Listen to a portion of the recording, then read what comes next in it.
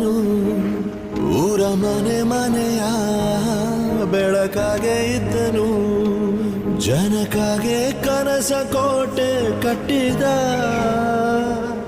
ನಂಬಿ ಬಂದ ಜನಕ್ಕೆ ಪ್ರಾಣ ಒತ್ತೆ ಇಟ್ಟನು, ನಾನು ನನ್ನದೆನ್ನುವ ಆಸೆ ಕಟ್ಟಿಟ್ಟನು.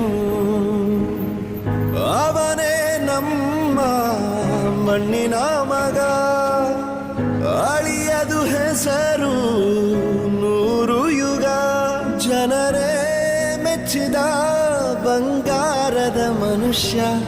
ಒಂದನೊಂದೂರಲ್ಲಿ ಒಬ್ಬ ರಾಜನಿದ್ದನು, ಊರ ಮನೆ ಮನೆಯ ಬೆಳಕಾಗಿದ್ದನು.